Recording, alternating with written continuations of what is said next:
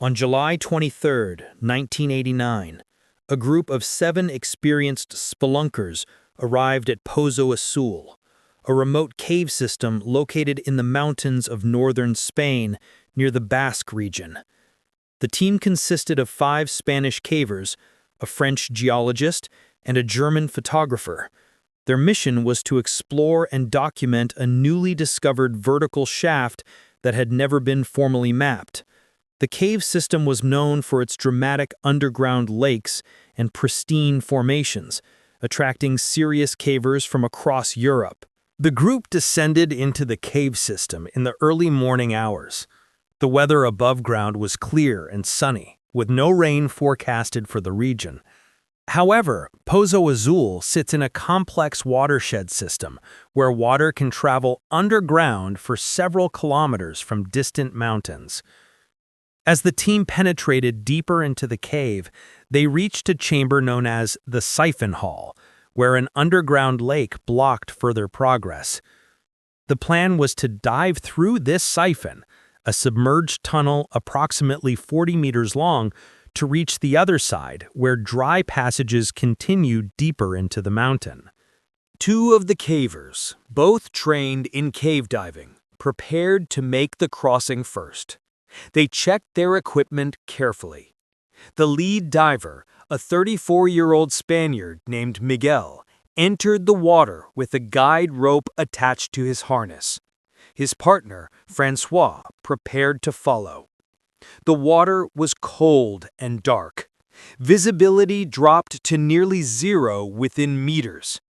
They moved slowly, following the rope guide that had been placed during an earlier expedition. Halfway through the siphon, Miguel's airline became twisted around a rock formation.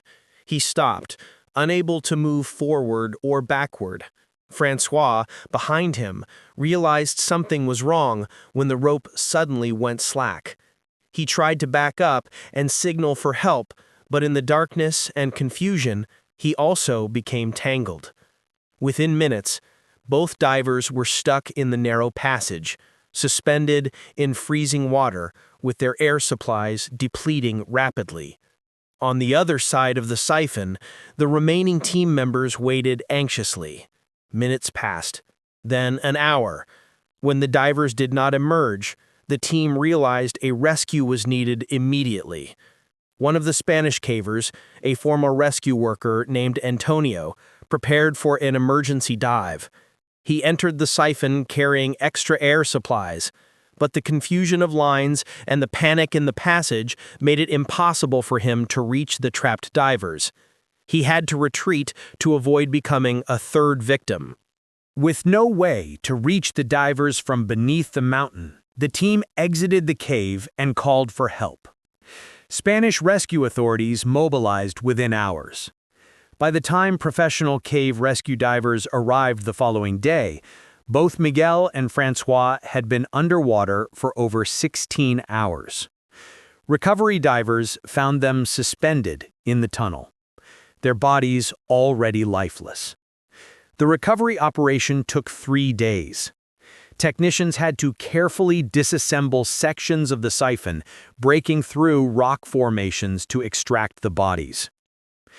The investigation that followed revealed that the guide rope, placed during an earlier exploration, had shifted due to underground water movement. The rope had become a death trap rather than a lifeline. The tragedy shocked Spain's caving community and led to new safety protocols. All siphon dives in Spanish cave systems were thereafter required to use modern guideline systems with redundant markings and regular inspections.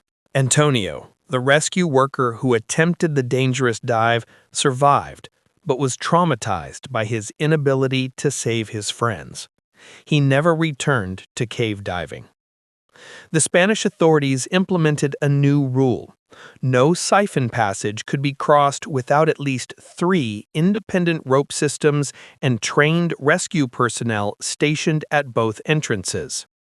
Today, a memorial plaque marks the entrance to Pozo Azul.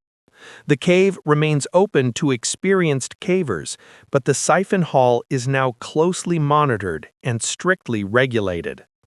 The deaths of Miguel and Francois serve as a reminder that even experienced cavers can underestimate the dangers that lie in the darkness beneath the earth.